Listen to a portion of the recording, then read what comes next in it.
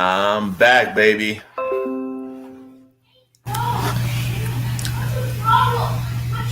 The first portion of this live got cut short, so I'm back to celebrate again. So come on and join me, and let's toast to success, to bigger and better things for the future.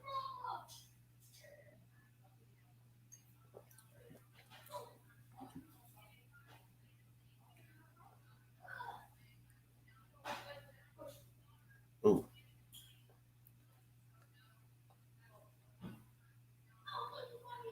Come on and join me on this live.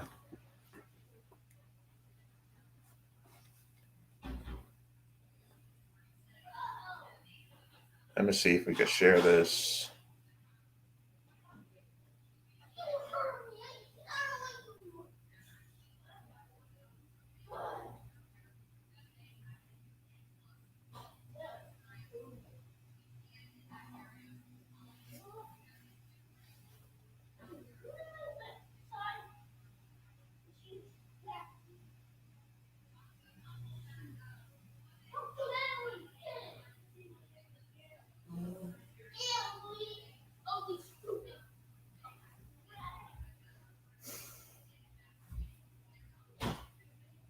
What's going on, everybody?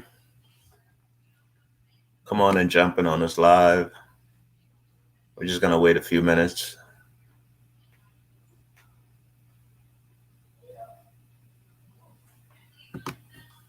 What's up? Make sure you get on here and comment hello. Just say what's up.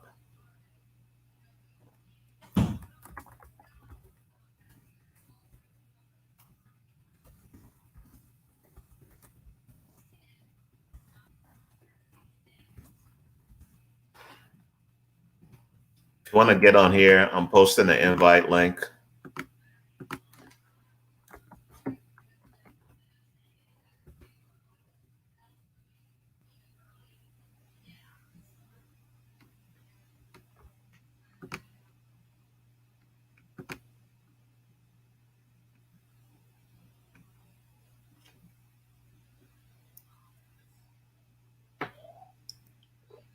Cheers.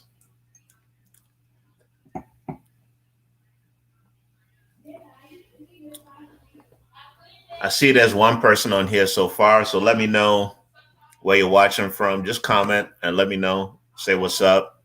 Don't be shy. I don't bite.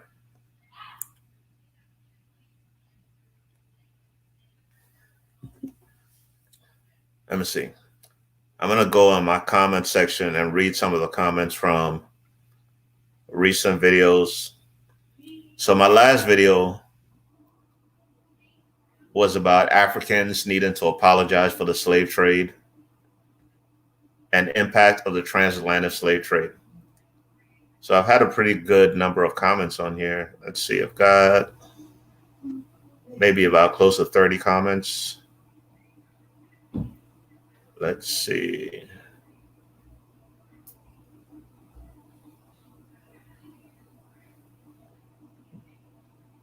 How many comments do I have on here?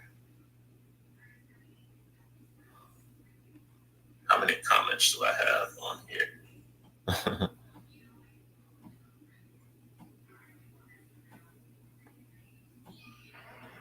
So I was thinking to myself, 53 comments. So Black Butterfly says, great perspective. Love how you explain both sides due to your experience and knowledge on both sides.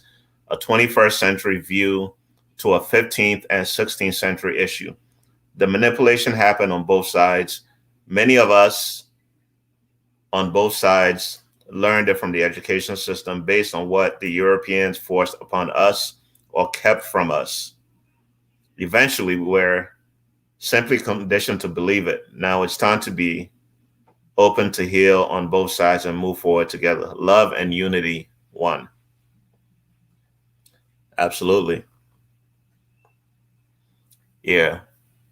We're both conditioned, Africans and African Americans alike, we're both conditioned to believe what we learned in our education system, which was taught to us by the white man, that Africans sold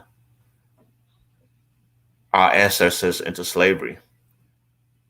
While that may be true, it's really, as I said in the video, it's a really simplistic way of looking at it, because at the time there was a bartering system which involved selling of people or indentured servants into warring tribes. So, those tribes were exchanging people, because obviously, if you needed to purchase a good or a service from a neighboring community, those prisoners of war or indentured servants might have held value depending on what type of skill that person, that servant or that slave might have had. So,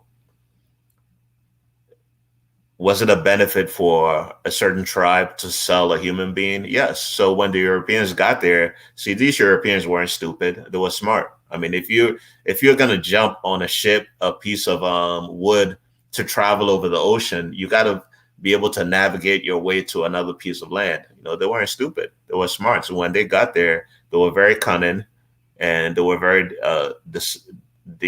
deceiving, deceitful, and they manipulated the situation.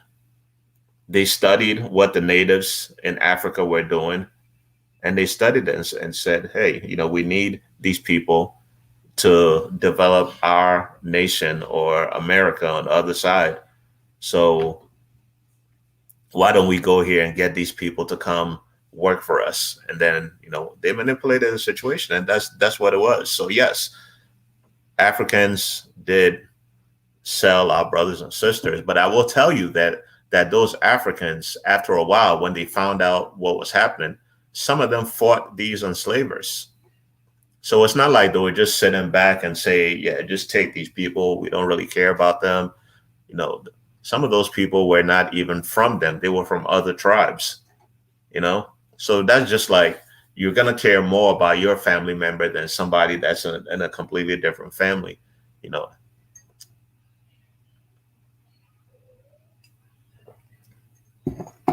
This was a completely different time than this 21st century that we live in. So we're really looking at that situation, and I'm not excusing it, obviously, because the African American community has suffered a great deal emotionally, psychologically, in all different facets. Suffered a great deal. So I'm not excusing it, and no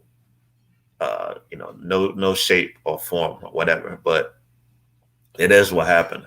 It is what it is. But looking backwards and just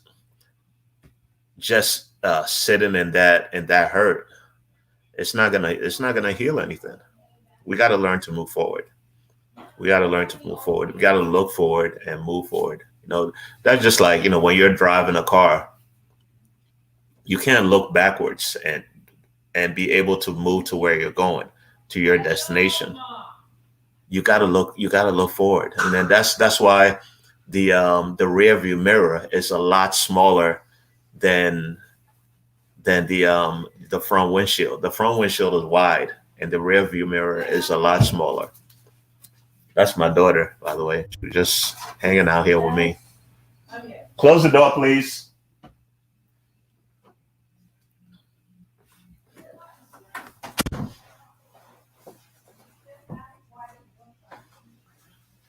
Yeah. So if you get on here and you want to jump on this live, please let me know. Here's a link.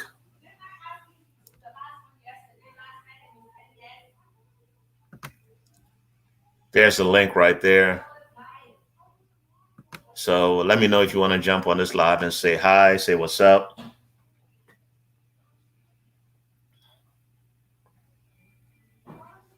Let me know. So yeah, I'm going to read the next comment.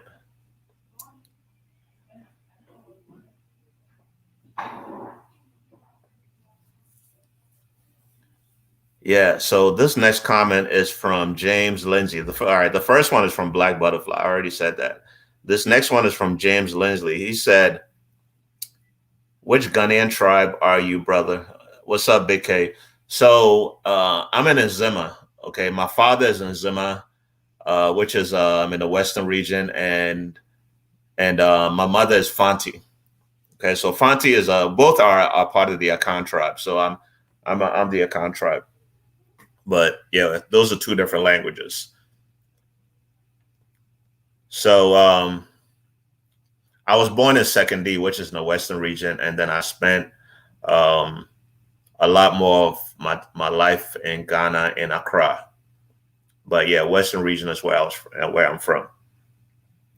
But this next comment is Africans have resisted. We know there was an African ancestor, Bedu Bonsu, from the Ahanta, which is in Ghana. My mother is an Ahanta, actually, who tried to stop it all and even fought the colonizers, but ultimately was handed over and hanged with his head taken away and stored in a jar in the Netherlands for centuries.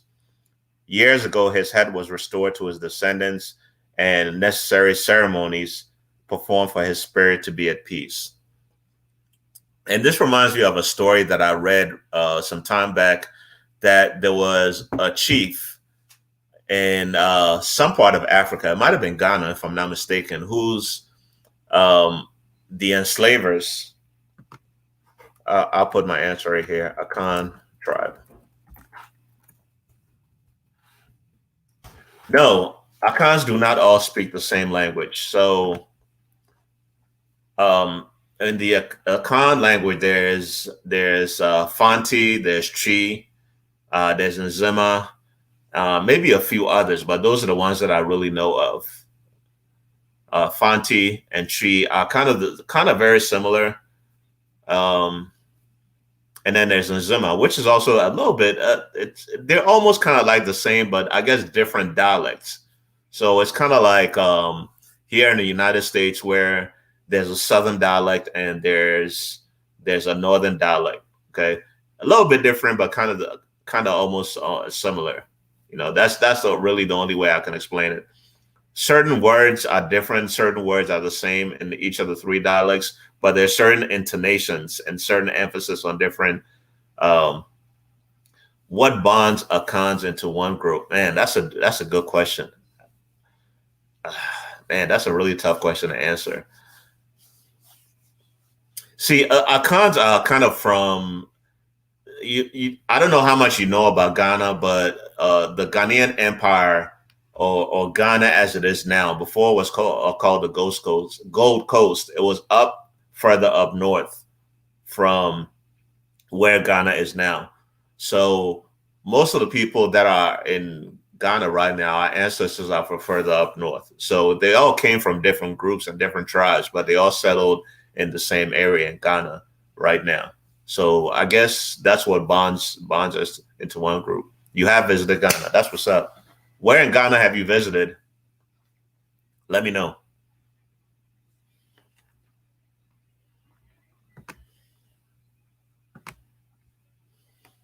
Where in Ghana have you visited before?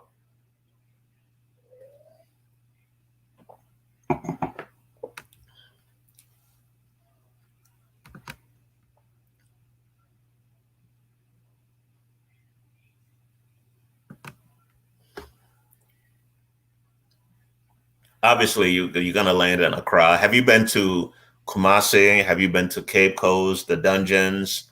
Have you been to Aburi? You know, in the eastern region. Have you been up north? I've actually never been up north, and you know, I Accra, Kumasi, Berekum, Sunyani, Ashanti, Mampong. Oh wow, that's awesome. Where are you from, Big K? Are you here in the United States? Let me know which state you're from. Berekum. That's how we say it, Berekum. Ghanaians might say I'm saying it with my American accent, but yeah, Berekum. Sunyani.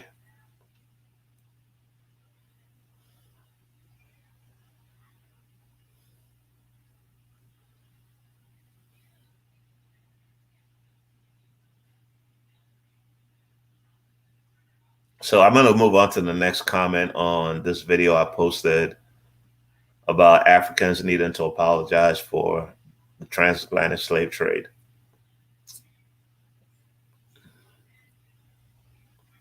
Living in ATL, that's what's up. We're in Florida. I'm actually in Florida. I'm in Pensacola, in Florida. So that's what's up. So Black Hannah, who's one of my biggest, staunchest supporters and followers, seems like she checks out all my videos. And Hannah, if you're watching this video later on, I really, really appreciate you. Much love. She said congratulations on 1K. Thank you, Hannah. I guess pretty soon you'll forget I was even here. Never, never, never. Nah, I don't forget my people. Africans don't owe us an apology. All is forgiven. Let's get back to LOVE, she says. Thank you for the comment, Hannah. Yeah, I'll never forget my A1s from day one. Perry. Okay. Tallahassee. Tallahassee. That's what I call it. Okay, so Ni Amun says, Europeans have no notion of one Europe until after the Second World War. And what that comment is based on something that I said on the video that that just like Africa, where there was no Africa, that concept of Africa was, that name actually came from Europeans, I believe. I've heard, and in historical from the country. Okay, that's what's up. Historical documents will say that Africa was called Al-Kabulan, or that's what I recently read somewhere, that it was called Al-Kabulan before the Europeans named it Africa. I don't know where they got that name Africa from, but everything, see, that's the thing with Black people. It seems like everything about ourselves we got from Europeans. We have our own identity that has been erased from us, not just African Americans, but people in Africa. Just think about it. We have our own language, right? We have our own language. Just like in Ghana, we have the Akan language, we have Fanti, we have Tree, we have Ewe, Hausa, Ga in Accra, the Ga Dangbe people. But we also speak English, which is not our language. In Togo, they speak French. In Ivory Coast, they speak French. Most Ghanaians and most Africans speak multiple languages.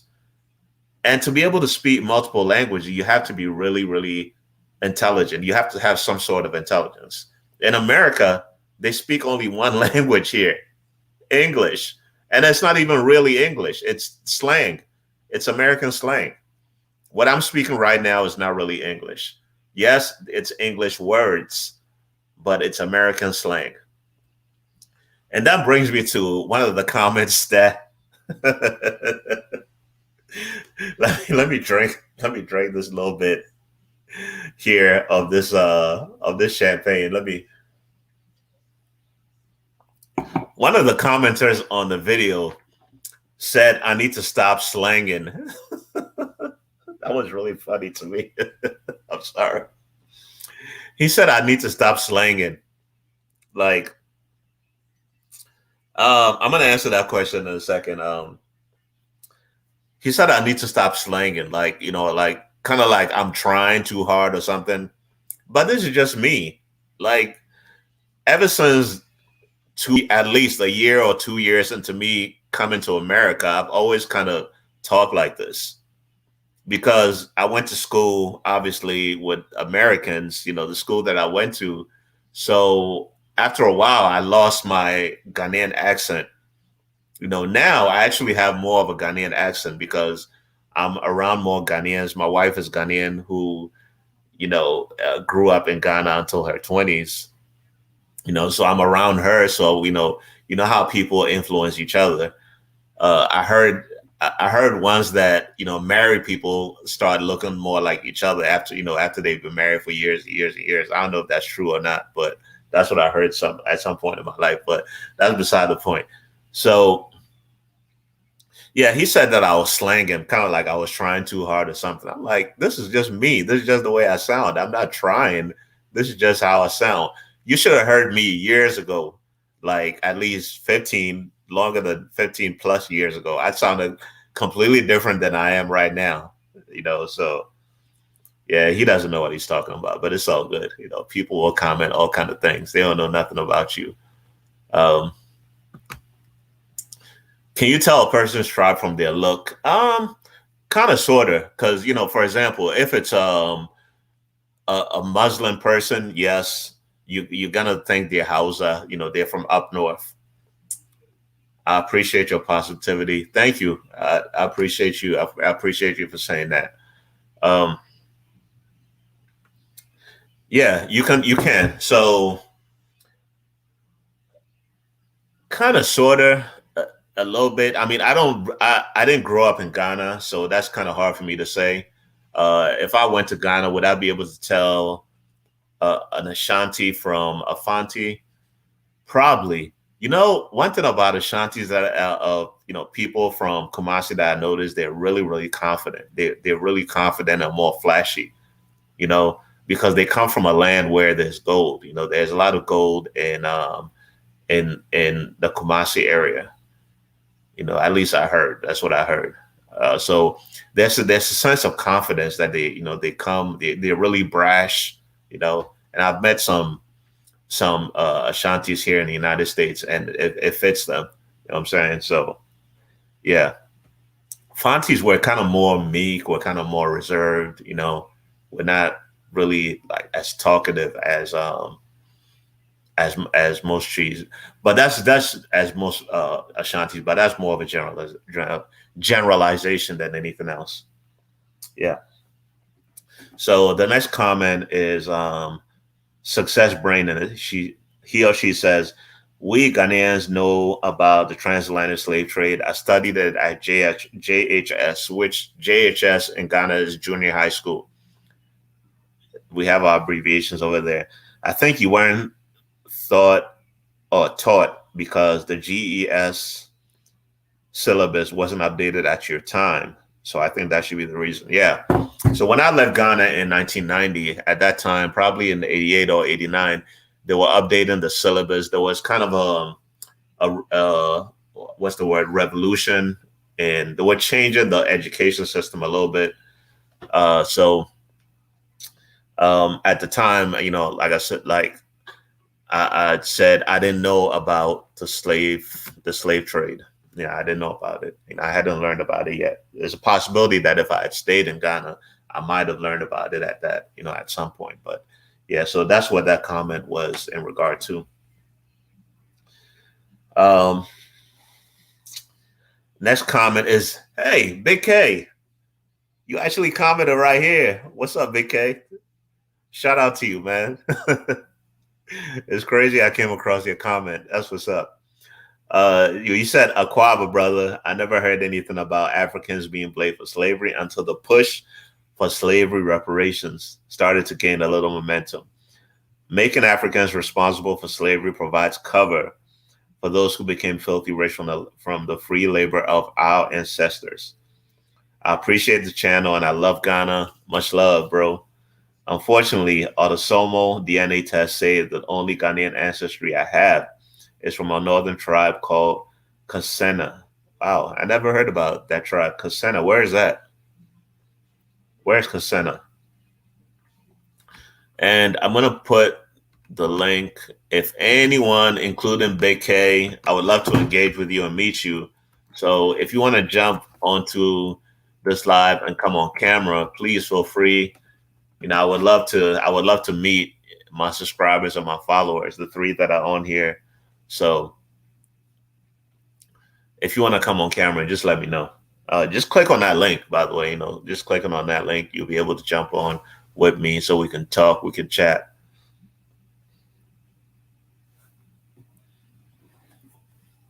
But yeah, Kasena, I never heard of. And then Kwesi said, "What is unfortunate about your DNA saying you're from Kasena?" Okay, 3% Kasena is the only Ghanaian the test showed. I was expecting more. I felt a good friendly vibe from the Ghanaian people when I visited Accra, Kumasi, Sunyani, Berkum, Shanti Mampong.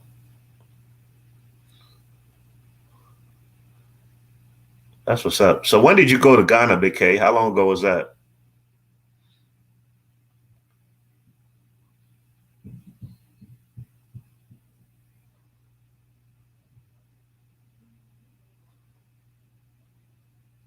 So if you're retiring in December, you must be an older gentleman. But that's good. That's cool. That's what's up. You found your tribe. I love that. See, that's what I wish more. Visited Kenya, visited Senegal, Gambia, Ghana, Uganda, and Kenya. Yeah, man, I'm telling you, like there's certain characteristic, like physical characteristics. See, when I moved to the United States, hold on, let me get this water. My throat is parched.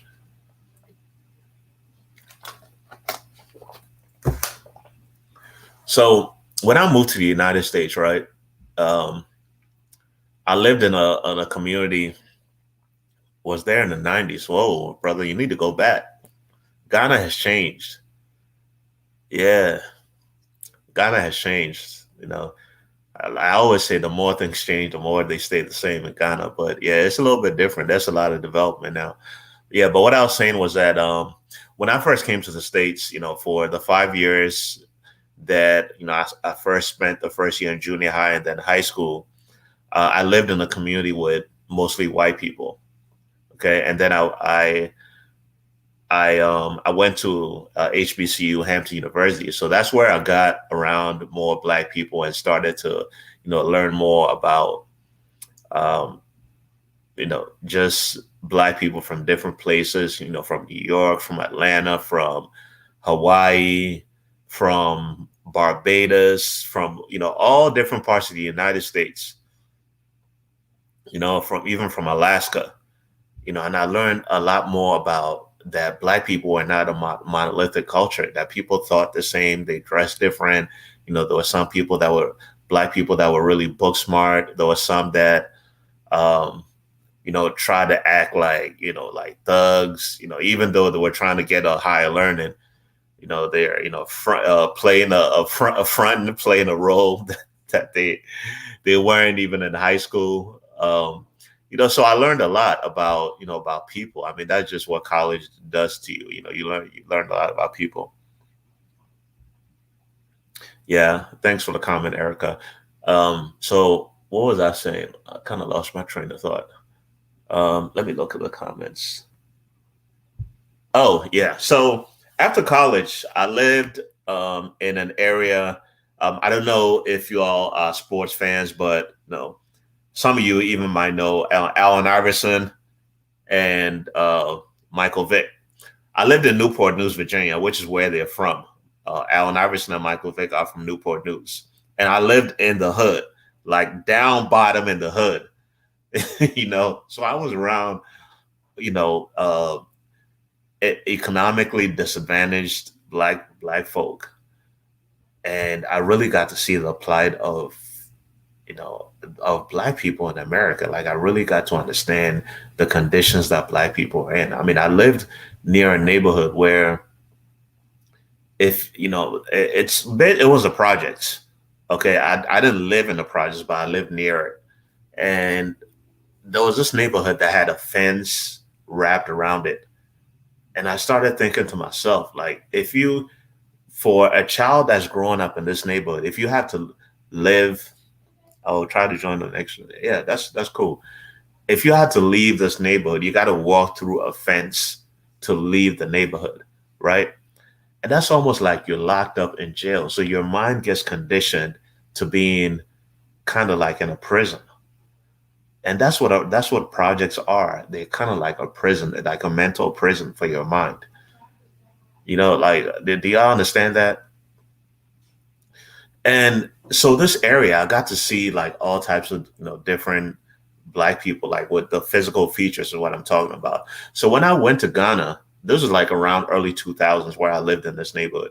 When I went to Ghana the first time in 2003, after 13 years, and I saw my brothers in Ghana, my brothers and sisters in Ghana. So I started to notice those similar facial features, and I saw a brother in Ghana. I was like, wait a minute, he looks like this brother that I seen in Newport News somewhere, or New York, or Boston, or anywhere else in America. I might have seen someone on TV that looks like this cat over here in Osu. or might be walking down the street somewhere in Labadi Road, somewhere in Ghana, in Accra. So yeah, what you're saying is definitely right. You know, I don't think Ghana is serious for the diaspora returning and settling. Imagine your father is Ghanaian and your mom is Jamaican, but it's easier to get Jamaican citizenship than Ghana. Yeah, I feel you, man, Anthony. I feel you. I mean, I don't know what the process is because I know the last naturalization ceremony in Ghana, at least the one that I saw at the end of 2019 during the year of return. It seems like some of those Americans, Black Americans who have been living in Ghana, have been living there for quite a long time. So I can't really speak intelligently on the naturalization ceremony in Ghana. Yeah, on what it takes. I know it's a process, just like here. When I first became an American citizen, it took me a while, but it was just me. I wasn't really following up on it. But um, just like so here in America, you have to be here as a resident for at least 5 years before you can apply for an American citizenship. I don't know what it is right now, but I became an American citizen years and years ago. So yeah, I don't really know too much about the process, but I've heard that it can be. Yeah, they do. They definitely need a clear policy on the diaspora. You're right. Um, but the only thing is in Ghana, things take a really long time. Like it doesn't. It's not like here. So we're used to here, like we have clear policies on everything. Ghana is different. Ghana is not the same, and we're interpreting things based on our mindset, based on the system here, and we can't interpret the systems here to Ghana because Ghana is completely different. They do their own thing over there. They take a while to do things, right? If you're trying to set up a business in Ghana, it's gonna take you a while. You're gonna need to have patience. Yeah, yeah. I've heard so that it's in Parliament. Yeah. Thanks for the comment. Thanks for the comment, Erica. Yeah, Erica. Let me know where you're watching me from. Yep. So yeah, we just the thing about Ghana, you're gonna need a lot of patience, a lot of patience, patience. Yeah, that's why some people name their children Patience in Ghana because you need patience. Chicago, Chi-Town, man, that's one place that I've never been. I would love to go to Chicago. I heard it's like kind of like New York, which I mean I've been in New York many times, but yeah, I would love to visit Chicago at some point. Yeah, but let me keep reading the comments because this video that I did had some very interesting comments. Okay, so Ados, Ados. How do you say Ados? Ados. Some Africans did sell themselves into slavery. Have you heard of the Arrow Confederacy? There was an Igbo group selling other Igbos into slavery. So Igbo is a Nigerian tribe. There's a Ghanaian. Yeah, I know. I heard there's a lot of Ghanaians in Chicago. Actually, Anthony, there's a Office of Diaspora Affairs. Yeah, it is in the Jubilee House, I believe, which is the kind of like the White House in Accra. So yeah, they do have Office of Diaspora Affairs there. So yeah, the Ados Black says there was an Igbo group selling other Igbos into slavery. So yes, Africans did sell their own into slavery. Also, a lot of African Americans have Igbo DNA.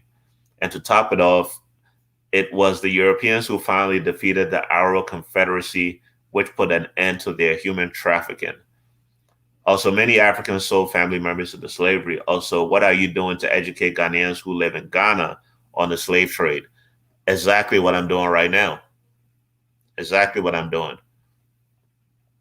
This content that I've been putting out since October 27th of last year, the mission is to bridge the divide, bridge the gap between African Americans and continental Africans. That's exactly what I'm doing. Yeah. So I responded, my videos. He asked, what are you doing? What are you doing? He put the U capitalized to educate Ghanaians who live in Ghana on the slave trade. Exactly what I'm doing. The Okay, so this is how my audience is split up.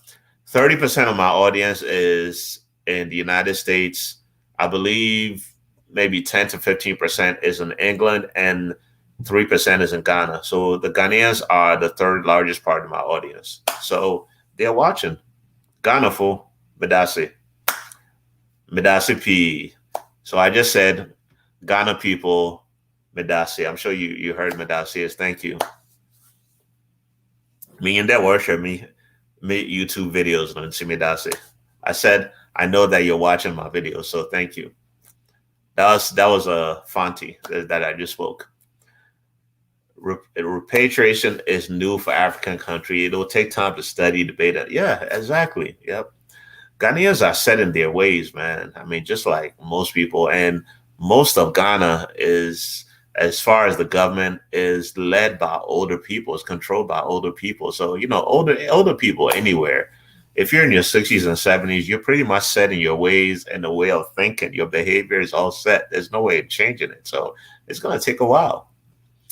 I do love that you recognize BAs. What's BAs? Is that Black Africans have different cultures, Creole, Geechee, Delta, Midwest. That's interesting that you said that, Erica, because the Geechee people I heard actually come from Ghana. I believe Geechee, is that the South Carolina people, the low part of South Carolina, the island that has retained its African culture in a way?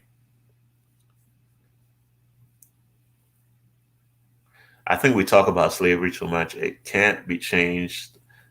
Look, yeah, and that's what I said in that last video, that we need to move forward. Yeah, we need to, because if we keep being stuck in the hurt, it's gonna retard our growth, for a lack of a better word. It's gonna keep us stuck. Oh, Yogichi? Oh, wow, that's awesome. Erica, would you be down to jump on this live, to come onto, because I would love to meet you. I would love to hear what you have to say. I'm really curious about your culture.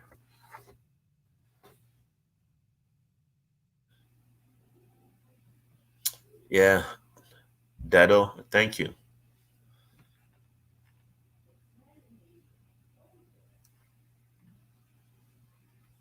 Let me see. Dado said, "Don't buy into European narrative.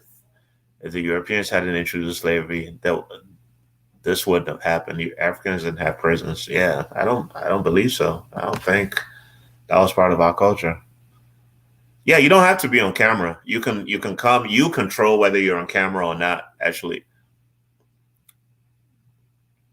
so you can come and talk, but you don't have to be on camera. So yeah, here's the link. Let me post the link again. Oh well, it's right here. There it is. So you can just click on it, and then you'll be able to talk to me.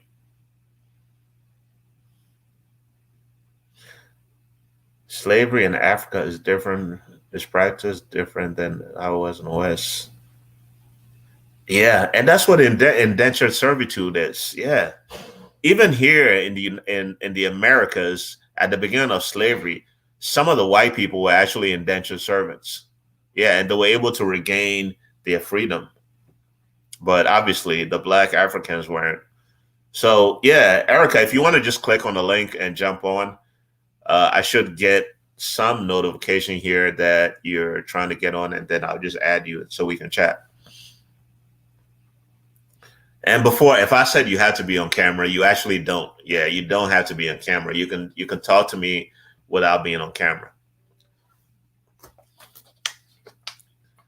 And I'm gonna go get some water, so I'll be right back. My throat is getting really parched. So, Erica, hang on a second. I'm gonna add you to the stream. So Erica, I'll be right back. Okay. Okay.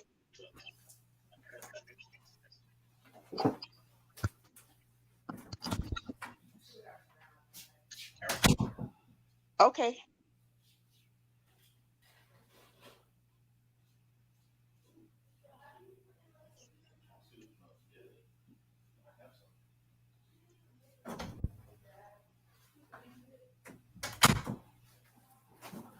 All right, I'm back.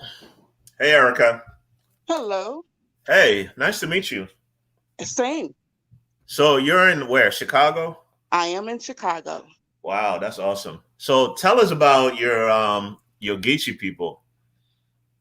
So basically, what you said, the Geechees are from the Carolina Islands, Hmm. and being very isolated, they retained a lot of their culture. I don't speak Geechee fluently. I will have to say that. Okay.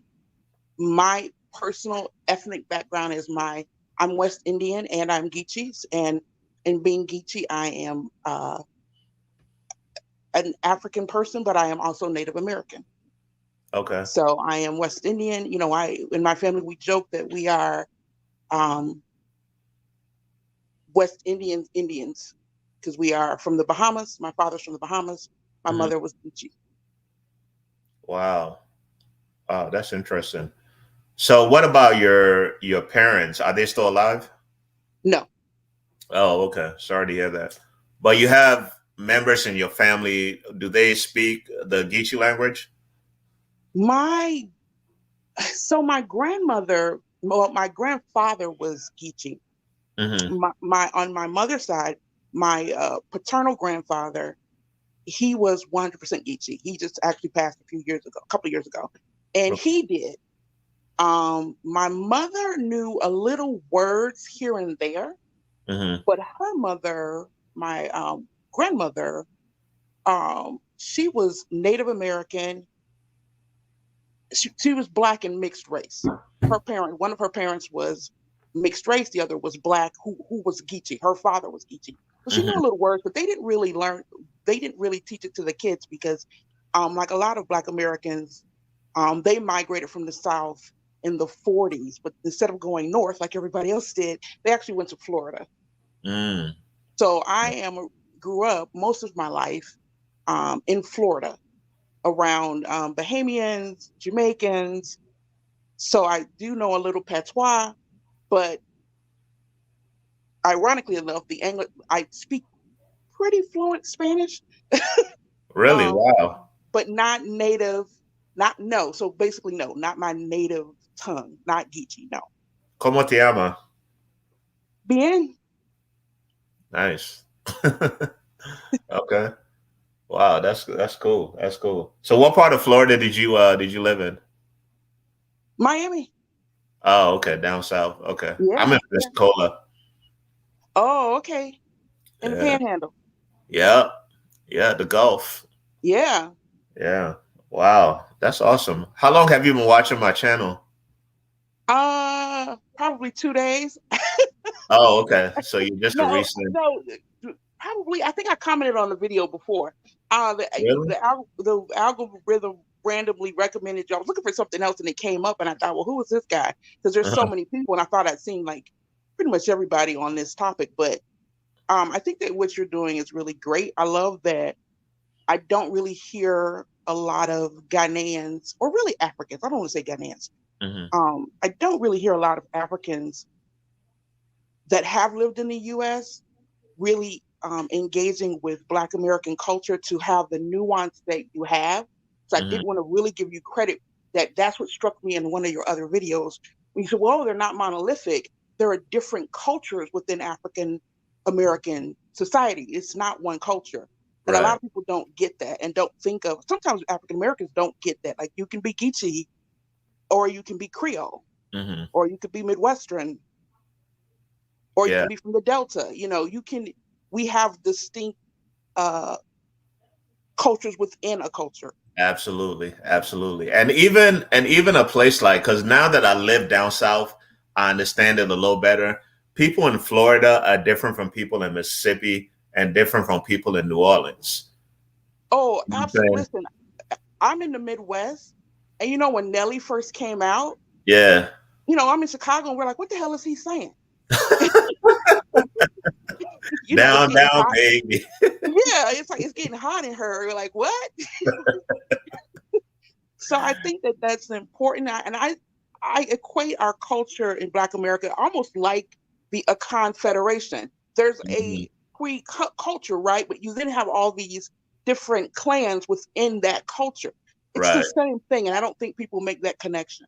right, right. Yeah, and see, that's the thing. Like, black people are really tribalistic, and that characteristic of black people hasn't changed. No, Because and that's how you know that you're from Africa, because in even in Ghana, a place like Ghana, in the Akan tribe, Fantis are different from Ashantis, because Ashantis are really brash, Fantis are really reserved. yeah. You know, yeah. So you can tell that it came from somewhere. The way black people are now. I'll give you a perfect example, and I've said this before. When the gentleman who directed Black Panther, his name escapes me right now, but he said before he directed Black Panther, he went to live in the not live, but he stayed in one of the ghettos in South Africa for a little while, and he really got to know the older men there, and he saw characteristics in them that he saw in his friends in Oakland. So he Yeah. really got to understand how black people are here. Like, it came from somewhere. It came from Africa. You Oh, know. when I look at exploring the continent, and Chicago has actually a really nice sized Ghanaian population, Mhm. because the Ghanaian embassy has an outpost here. Okay. You can get your when you want to get your visas and things expedited. The office is actually here in Chicago.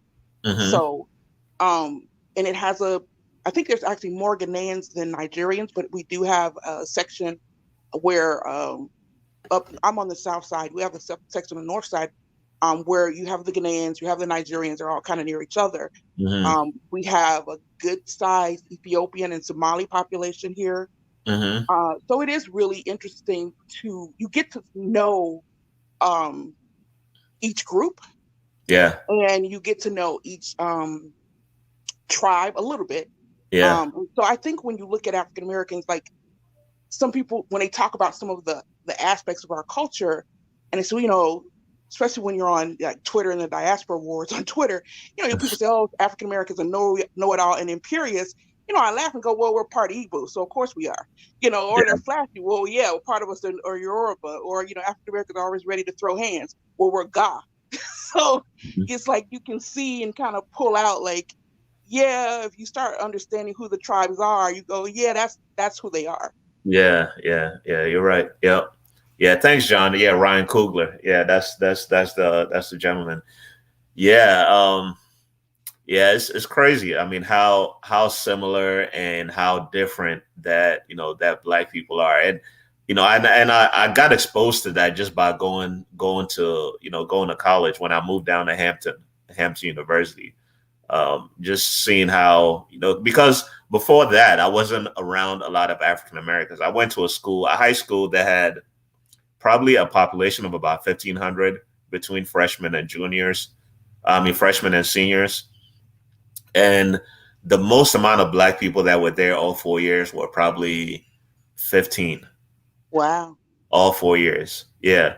So the black people that I was exposed to were, actually, my mom, who's, African American, my stepmom. But I call her my mom because, she's my mom. But yeah, and just through like hip hop is how I learned about Black American culture. And like I said it before, the book that I read makes me want to holler. Interesting Oh, thing wow. is, Nathan McCall, the author of that book, his son was at Hampton. He was a year ahead of me. His son was at Hampton when I was there. Um, but yeah, that book had a big impression on me about Black people, in this country, and everything that growing up as a young black boy in America. It's like, yeah, because there was no way I would really understand that if I hadn't read that book. So that made an impression on me about, African Americans in this and the plight of African Americans in this country. And then obviously I went to Hampton University where I was around black people from all over the country, some from Bahamas, Alaska, California. And I just got to understand that black people are really different. They're not just one type of way of thinking. There are, some black people that are really grew up in a really stable household, meaning mom and dad. Some grew up in a household that their fathers had left. Some parents immigrated from Panama and raised their children here. It's just a really different, varied upbringing. So yeah, it really gave me a sense of how black people are in this country. I will say this because I don't want to capitalize. I know there's probably other people ready to jump in. Yeah, But sure. one of the things that I think about a lot, and I said, and this is a comment I actually said on the video recently. You I think you replied to me. For me, the beyond slavery, because I'm kind of tired of that part of the Mhm. conversation too. I think it's necessary to have it if we're going to be productive in talking about, frankly, as a race, what the takeaway is from it. Mhm. Like not to be stuck in the pain of it, but like, okay, and what did we learn? Right. Right. From that experience? How do we make ourselves stronger to Mhm. move forward? That's a necessary conversation. I don't think we ever get to because we're stuck into the who did what to who. So I'll say that part. The other thing is for the diaspora total, not even Black Americans, but total. Mhm. It is beyond slavery and learning about the history of slavery. We're talking about the peoples of West and Central Africa. We're talking Mhm. about Africans outside of Africa. And I feel like that is the thing that is so missing in much of the conversation in the continent about how to reach back to the diaspora. Not like it said it to me in a way that's very superficial. It's like, do you really get it? I know people from the continent, they're like, oh, yeah, in school they teach about Mansa Musa. And I'm like, that's great. Did they teach you about um, Dr. Charles Drew?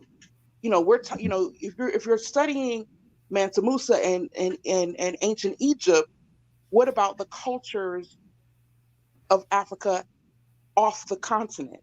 Those cultures are as important too to learn. Just Right. like Black Americans, in America, they're never, we're this country's never going to teach us about the continent. That's our responsibility to reach back and to learn and Mhm. educate ourselves. But on the continent, we're talking about the politicians, the oligarchs, the educators. That's their obligation to make those connections and to do that little bit of social engineering where it's like, don't look at these people as other, but just as an extension of yourself. Right. Right. Yeah, that definitely makes sense. I do want to ask you one question before you get off, if you do want to get off. But have you seen this show on? I don't know if you have Netflix or not, but there's a show called High on the Hog. Have you heard? Are you Exactly. familiar with that? And that's what put me in mind of that.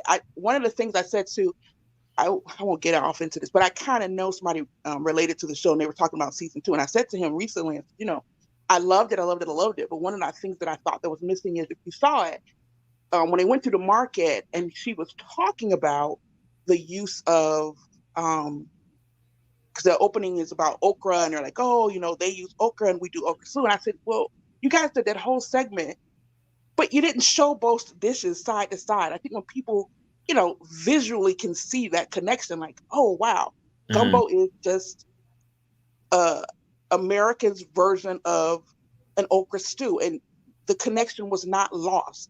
And Mm. and I feel like a lot of times when African Americans, like right now in this movement to go to Africa, and people are saying I'm searching for myself, I think it's great to go to Africa and experience the cultures, but I wonder if they really are taking away, like, oh no, we really are African. Like I have that conversation all the time with people, like, I don't feel like we're African, and I'm like, are you crazy? like, I'm in Chicago. It's a huge Irish population here, Irish American. And I'm Hmm. like, trust and believe we are far more African than these Irish Americans. These Irish Americans go to Ireland. They're like, I don't know you, bruh, but thanks for the tourist dollars. That's right. And I only say that because, well, that's a story for another day. But what if my uh, person I was with for a long time, he's actually Irish, from Ireland, and that was a conversation. He would always be like, I don't like. There's nothing about the Irish Americans that's Irish to me. Hmm. But he'd always say that. We had a conversation once, which brought this up to me because I never actually thought about it myself. But it's so funny to me how other races and cultures see the Africanness of Black Americans, and sometimes Black Americans and Africans don't see it. Yeah, that's crazy, right? Yeah, white people can see it so much that they will tell us go back to Africa. At least historically, and in the past, they have told Black Americans go back to Africa, but we don't see it, or Black Americans don't see it. Don't see it within themselves. It's crazy. And Yeah.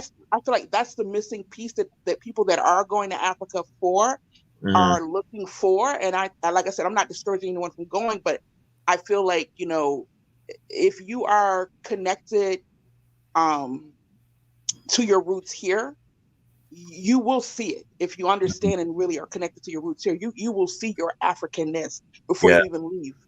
Yeah. If you really open your eyes and you're observant enough, you will. You'll be able to understand it, understand the link. I mean, even me, that I'm from Ghana, and it took me 13 years to go back. When I went to Ghana and I saw people that look like people over here, is when I really noticed the connection. That I was able to, and I always knew, obviously, that Black people or Africans were enslaved and brought to the Americas, but it didn't really dawn on me until I went back home and I saw the physical features and the characteristics, and I was like, you know, I peep game now. Yeah, you Yeah, didn't stop. No one stopped being African when they got on was dragged on those boats. Their Africanness did not die. yeah. They It was tried. They trained. tried as much to beat it out of them, but it was Yeah, retained. I mean, you can't look at the Japanese and not see their ancient Chinese roots, right? Hmm. You can't disentangle them from who they are. So I would want for my people to kind of think of themselves in the same way. Like you can't think that you are disentangled from who you are. Which brings me to, like, sometimes you'll hear in some of this discourse about repatriation, you'll hear people say Black Americans need to leave that American culture, and that kind of, now I will say that gets my back up because I am an African and this is my culture. Now you might be ignorant to what makes this my culture, but it is. Do you know what I'm saying? It's like, I Yeah. understand, like, when people get upset and say, hey, don't, like what you were saying earlier, hey, the government runs different. I don't think it's anybody's like right to tell another government how to operate. Hmm. But as a Black American, you know, we have ideology about how communities should be run. Right. Right. You You're know also what? seeking something. You have a thirst for something. Yeah, we have just as I'm going to be respectful of what the icons' beliefs are about marriage and spirituality. It's like, and those things inform how those people's and inform and translate into how their government operate. So the Hmm. same thing would be for Black Americans moving to the continent. It's not we're bringing our Americanness, we're bringing 400 years of culture and our ideologies about community with Hmm. us.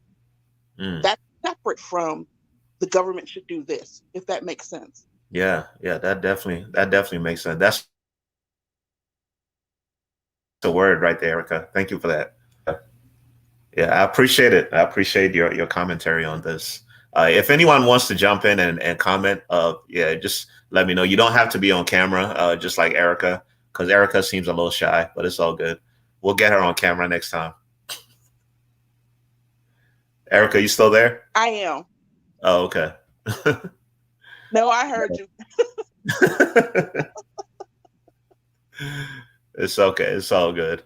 Um, but yeah, so if anyone else wants to get on here, I'm looking at the comments, and Anthony Clemenson says, I have met a few Nigerians who were hostile and unfriendly from the jump.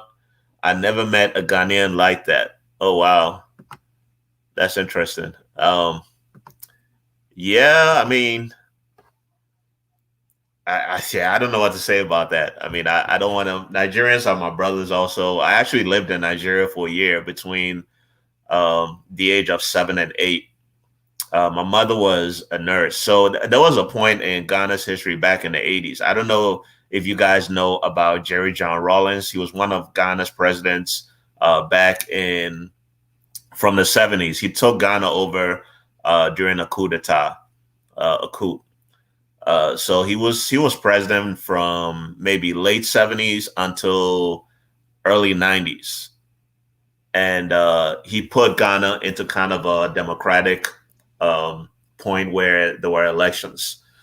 So when he took over Ghana in the 80s, things were really, really difficult. Were economically. The wearing food was rationed, and this is when I was a kid. I could kind of remember the environment as much as you can when you're a child.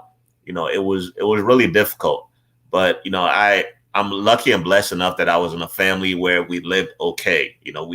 We weren't rich, we weren't poor, we were kind of maybe middle class. We lived okay. I lived with my aunt who had went to school in Amsterdam. She lived in Europe for a little while. She came to some kind of college or something in Amsterdam, and then she went back to Ghana, got married, and she had a son, who is a year younger than me. So my mother moved me from Second D, where I grew up, to live in Accra with my aunt and her son, who was a year younger than me, and yeah, we're like brothers to this day. That's my day one. He's in Accra right now, and yeah. So at that time, it was really difficult. There were a lot of Ghanaians going over to Nigeria, and my mother happened to be one of them, and she moved. Yeah, yeah. Jerry John Rawlings died last, I believe it was December, either um, November or December. And yeah, that time was really hard. There was a lot of Ghanaians going to Nigeria and looking for economic opportunity because Nigeria's economy was better than Ghana's at that point. Now it's flipped. So they're Nigerians coming to Ghana now. But yeah, so she moved there, and she happened to be a nurse. So she worked in this little clinic in a place called Oyo Town in Nigeria, where the Yoruba people are. So I moved there at the age of 7. She came and got me, and I lived with her for a year in Nigeria. So from 7 to 8, I was in Nigeria, and then I came back to Ghana to live with my aunt again. So yeah, I've really had kind of a varied experience in this life. In this life that I've lived, I lived in Nigeria, I went back to Ghana, moved here to the States. I've lived in 3 different states. It's so that's what really informs the content that I make on YouTube is, it's my life story and the things that I've seen in my life. Um, but yeah, Nigerians are kind of, they live in a pressurized society. Their government is not really doing things for them that it should be doing. I mean, as Africans, we can't always rely on the government, but the government should have certain structures in place to really benefit the people. And it's not, unfortunately, it's not like that in Africa. Yes, as Africans in the diaspora, Anthony May says we have to embrace the African that is in us. The only way we'll understand who we really are is returning to the continent. Ooh, wow. Well, he made his point there. He said the only way we'll understand who we really are is returning to the continent. Wow. Do you guys agree with that? And Anthony, where are you from? Are you in the States? Are you in England? Or where are you? I mean, I know in Europe right now it's gonna be probably what, 2 in the morning. So I don't know if you're still up, but let me know where you're at. Maybe you're in the States, you're on the West Coast or something. And if you guys check out this replay later on, make sure you comment below and let me know what your opinion is on any of these comments here. JJ toppled and elected government. He didn't establish democracy in Ghana. He did. Yeah, I mean, nobody's perfect. I mean, he did some good things. He did some bad things. Um, did I say he established democracy? I don't think I said that. I mean, he helped put democratic elections into place. Maybe. I mean, could be wrong.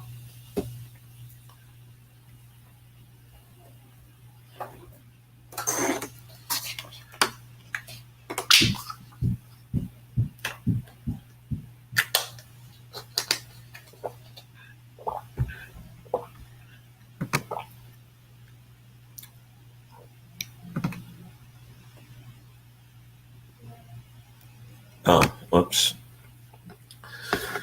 Yeah, so comment below and let me know what you guys' thoughts are. Any comments, concerns. Um, but yeah, this show on Netflix called High on the Hog, How African Americans Cuisine Transformed America is really, really interesting. Yeah, very, very interesting show. Yeah, I think I might maybe do a video on it.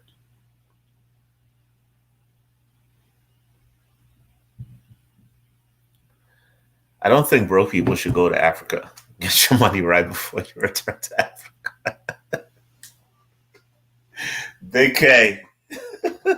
That's funny. Yeah. That's funny, Big K. Yeah, you're right. You're dead to rights on that.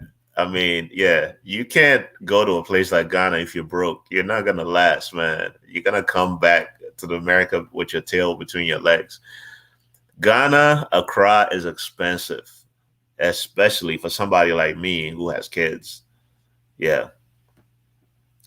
Black Americans should think like multinationals and use the best of the US and Africa, their birthright. Hmm. Yeah. Yeah, you can't go to Ghana if you don't have money. You gotta have a solid plan in place. You gotta come with your dollars. You gotta come with your ingenuity. Take a look at the lay of the land, see where the holes in the economy are, and don't go to Ghana looking for a job. That's what I always say. There's certain people. I've heard of people that obviously work online, so maybe they can work from home and things like that. But yeah, you got to find where the opportunities lie. Because the one thing about Ghana is there's so many opportunities. If you really have the patience and you have the will, you can really make some things happen because there are things happening there. There's a lady, her name is Nora. I don't know her last name, but she and her husband, and I mentioned this in the last video that I uploaded.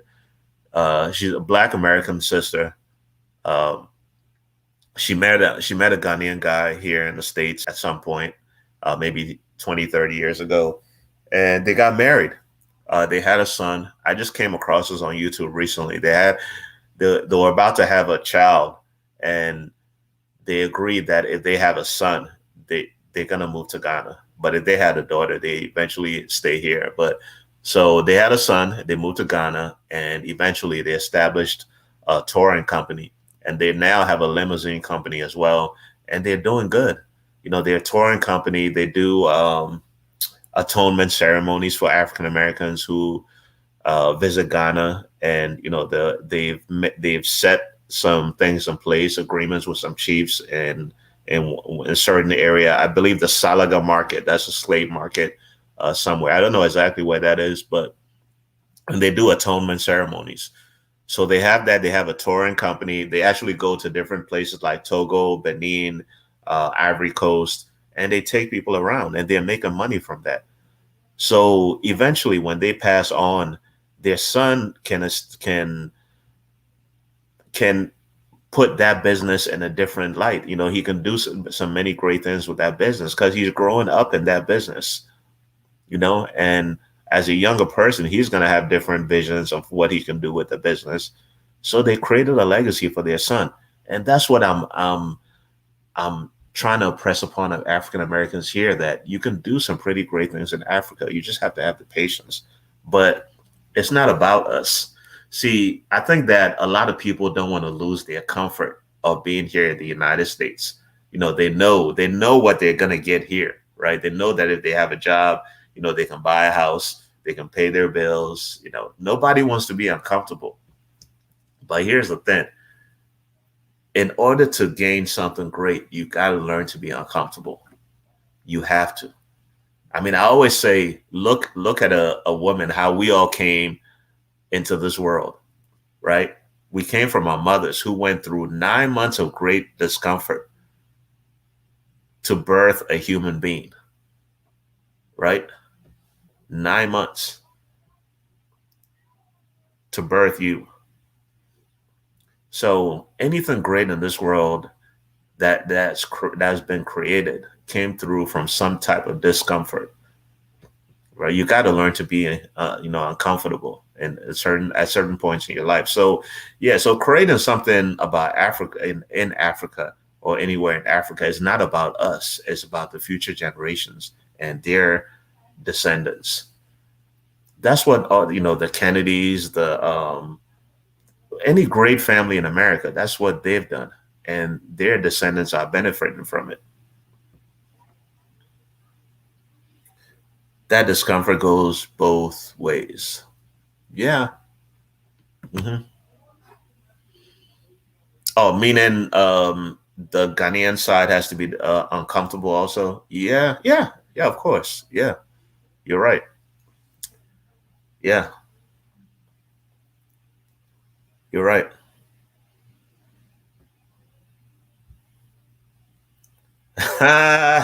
Big K. You know what this is not funny. You know what? I actually thought about that because Clubhouse, right? I met a brother on there back in January and February. I was in Clubhouse heavy.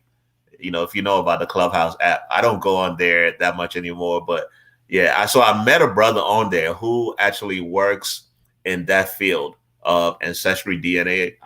I'm not sure, but if I'm not mistaken, he works for one of those companies, and he mentioned that um, even Africans should probably do a DNA test because they might find their family or their bloodline here in the Americas. So I've thought about it ever since then. Ever since February, I've thought about doing that.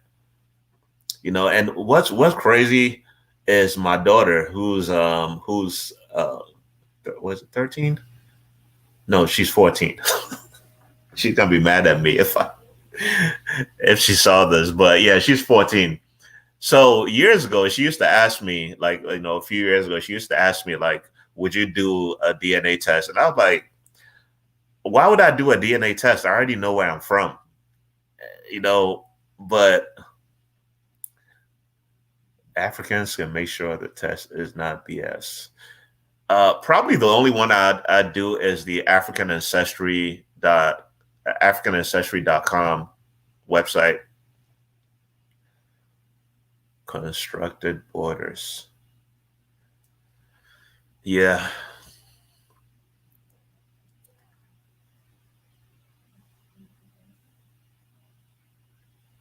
Hey. So yeah, I might do it. I actually might do it, and I might do a big reveal on YouTube. I think it'd be interesting to see if I have some family here in the United States. I probably do because I mean a lot of the enslaved came from Ghana. So yeah, it's possible that I have some family somewhere. Who knows? Maybe Seattle, Washington. I don't know, Kansas City, Missouri. I don't know. Could be anywhere, somewhere in Brazil. Who knows? I don't know. Yeah, but yeah, that would be interesting.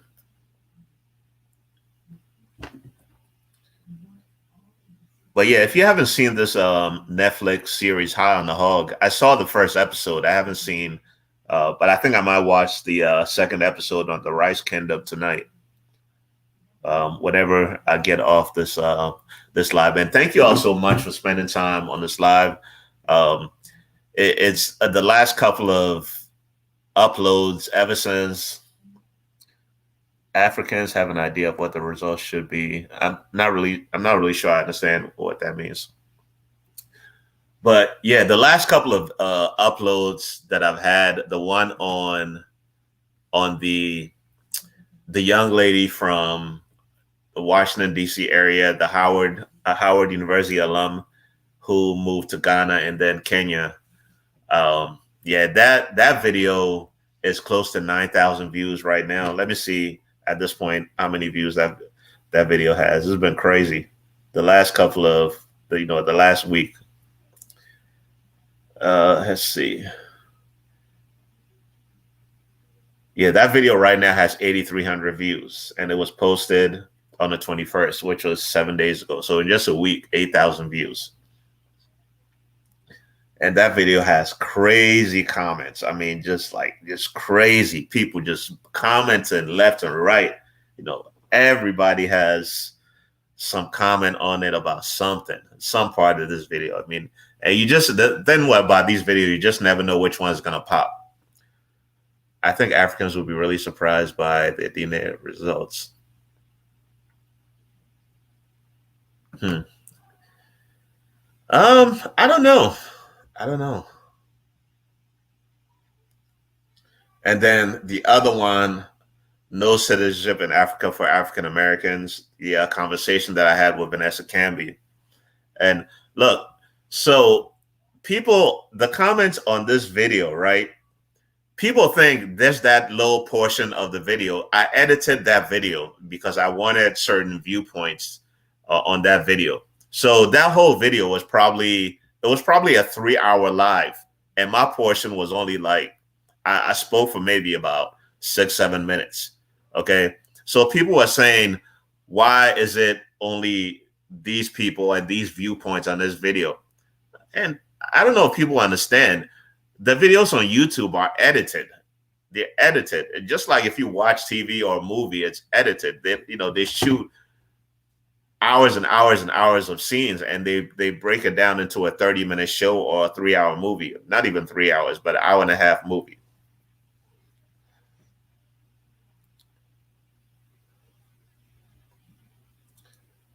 And Sick Lion says, Ghana is not expensive unless you want to stay in a place where 90% of the properties are owned by foreigners. Yeah. If you live in a place like Cantonments or East Legon or where else? Labone. Labone is where I used to live, but back in the day, it wasn't expensive like now. But now they're $1 million homes in Labone. Cantonments is also crazy. That's like, they call Cantonments somebody said recently, it's like Cantonments is where's that really ritzy area in Atlanta? Buckhead, like kind of like the Buckhead of Accra. Is really nice. Cantonments is really nice right now. That's where all the embassies are, the foreign embassies, and where people that are from outside Ghana they live at. But yeah, Ghana has its hoods. If you live in a place like some parts of Tema are more affordable. Yeah, there's many parts of Ghana Accra that are really affordable to live. So, but yeah, it depends what type of lifestyle you want. If you go to Ghana and live like an American, like we live here, you got to be able to be earning like 200 grand a year, or even 100 grand a year. 100 grand a year, if you're living in Ghana, you're rich. So. Mm-hmm.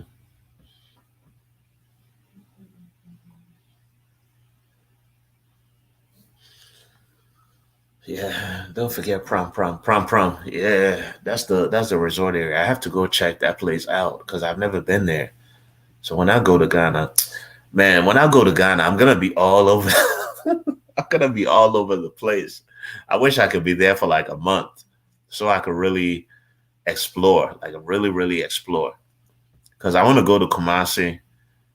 Um, yeah, Kumasi. The last time I was in Kumasi, I was like, ugh, I was like 8.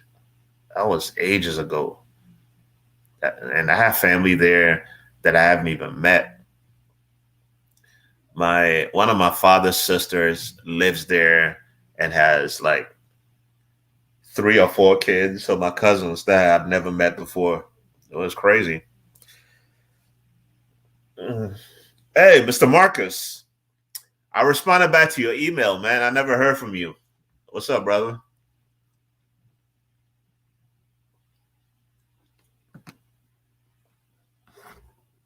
I didn't mean to put you on Front Street like that, but yeah, holla at me when you get a chance, man. We should connect. Yeah, I know you've probably been busy with your project and all.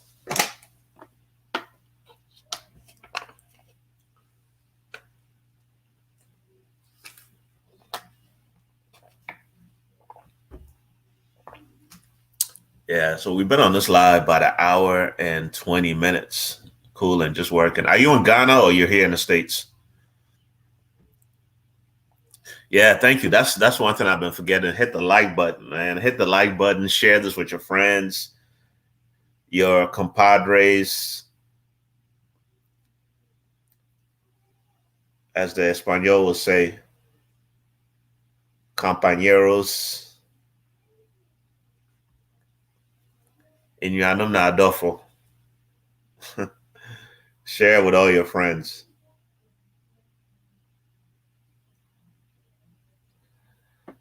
But yeah, DC, baby, Chocolate City. Jason Tillery. How you say Jasonus? Jasonus Tillery. That's what's up. Yeah, thank y'all for spending this time with me on this live. I came on live a little bit earlier, but it got cut off, so I had to leave and go do something. But I'm glad I was able to get these amount of people on this live. I really, really appreciate you guys' presence. Kumasi is getting expensive like a cried. Yeah. Recently, they started calling Kumasi Kumerica. So there's this Ghana music scene is popping, man. Yeah, because there's hip life. You know, there's the Afrobeat scene in Ghana, and there's this crew of these young kids in Kumasi who started calling their niche of music Kumerica, meaning it's kind of I don't even know how to describe it, but you can just go on YouTube and just type Kumerica and you see some music videos. They're basically trying to act like the hip hop uh, kids here in the United States. What do you think is next for Ghana? That's a good question. That's the $64,000 question. Oh, thank you, John. I appreciate it. I hope you enjoyed my content and you subscribe to my channel. Yeah, drill music, exactly. Yeah, yeah. Erica, you've seen their videos. There's a guy. What's his name? Is it something Tog? I can't remember the name right now. Might let's see if I could search Kumerica drill music.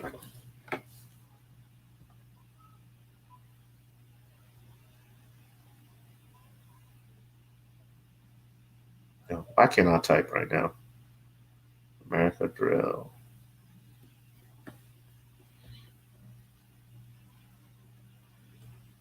I think his name is Yao Tog. Yeah, Yao Tog. Yep. Black Sheriff. I've been seeing the thumbnail about that guy, but I haven't really because this month of August I've been really focused on getting out my content, so I haven't really been watching a lot of different things. But I might check him out. I've been hearing about this Black Sheriff guy, but I haven't seen his stuff, like what he's doing and what he's all about.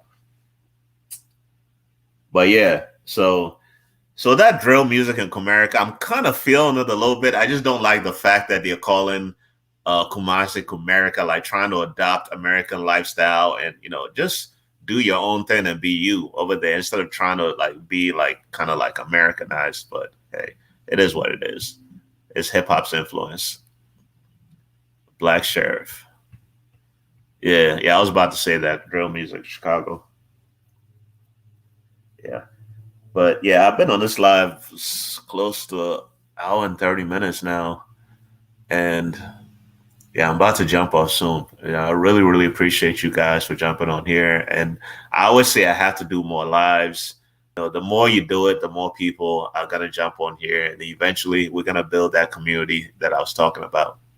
So I really appreciate all the love. Erica, thank you for jumping on here and speaking to me. John, Mr. Marcus, Jay Sunners, Big K, shout out to you. Anthony, appreciate you guys. Sick Lion, Dado. Who else is on here? Anthony, I think I mentioned you. Antonio.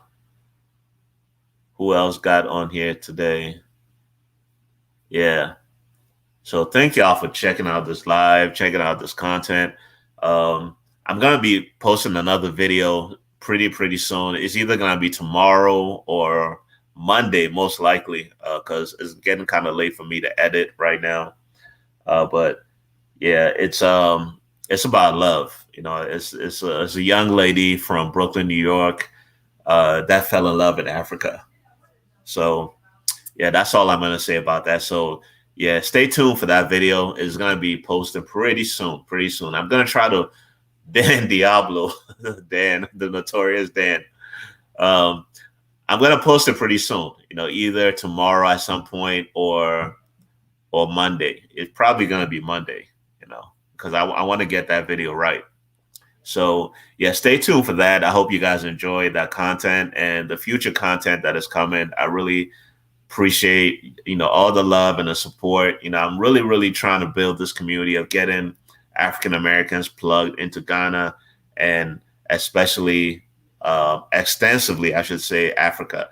So when I started this channel, it was more about me because I wanted to introduce myself, my story, my thought process and my mindset about African Americans and Africans, and the relationship and bridging the gap between the diaspora. But at this point, I feel that I built a little bit of a community, and this whole movement is kind of gaining steam.